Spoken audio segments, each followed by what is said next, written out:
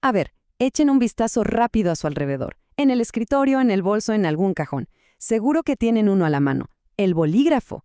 Parece la cosa más simple del mundo, ¿verdad?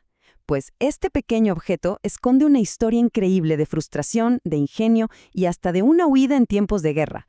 Es la historia de una verdadera revolución que cambió para siempre nuestra forma de escribir. Vamos a descubrirla juntos. Pensemos en esto por un momento. ¿Cómo sería un mundo sin una forma rápida, limpia y confiable de poner nuestras ideas en papel? Porque antes de este invento, la realidad de escribir era, para ser sinceros, un auténtico caos. Bienvenidos al frustrante mundo de la pluma estilográfica. Escribir era básicamente una batalla constante. Imagínense, las notas importantes arruinadas por manchas, tener que soplar y esperar a que la tinta se secara, que la punta se atascara justo en medio de una firma, y ni hablar de llevarla en el bolsillo. Un desastre de tinta casi garantizado. Este era el problema que de verdad necesitaba una solución urgente. Bueno, para encontrar el origen de la idea tenemos que viajar bastante en el tiempo. Mucho más de lo que la gente cree. Nos vamos a 1888 para conocer al primer hombre que intentó poner una bolita en la punta de algo para escribir. John J. Laws. Y aquí tenemos el primer giro de la historia. Laud no era un escritor, ni un académico. Era un curtidor de cuero. O sea, su objetivo no era escribir poemas, sino encontrar una forma de marcar las pieles de los animales, algo que las delicadas plumas de la época simplemente no podían hacer sin romperse. Y esto lo resume perfectamente. Para su trabajo, para el cuero, el invento era genial. Funcionaba. Pero al tratar de usarlo en papel, era un fracaso total. Era demasiado tosco, la tinta no fluía bien y manchaba por todos lados. Al final, su patente expiró, sin que nadie le prestara mucha atención. El mundo tuvo que esperar otros 50 años. Ahora damos un salto de 50 años en el tiempo. Estamos en 1938 y aquí entra en escena el verdadero héroe de esta historia, László Biró. Él era periodista en Hungría. Y como se pueden imaginar, vivía peleando todos los días con sus herramientas de escritura. Y fue esa frustración la que encendió la chispa del cambio. Y este es el momento eureka, la gran revelación. Mientras trabajaba, Biró observó algo que veía todos los días, pero que de repente vio con otros ojos. Se dio cuenta de que la tinta de las imprentas de periódicos era diferente. Era más espesa y se secaba al instante. Ahí estaba la clave.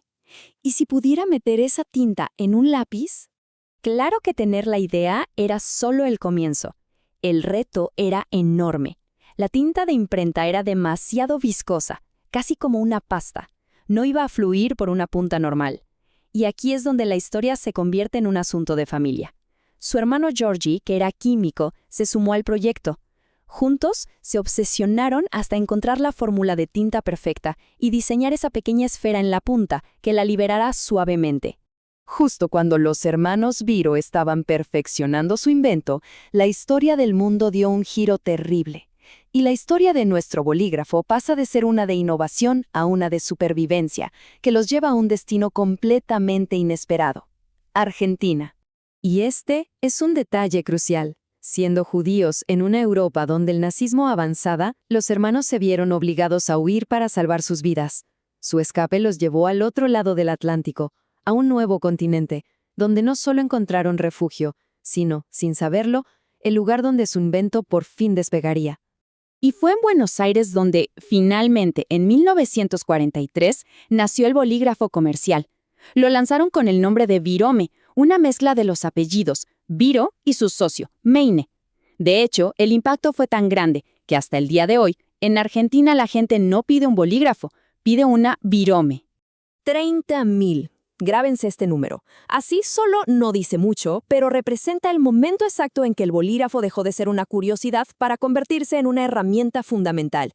Y todo gracias a un cliente que nadie, de verdad nadie, se esperaba. La Real Fuerza Aérea Británica.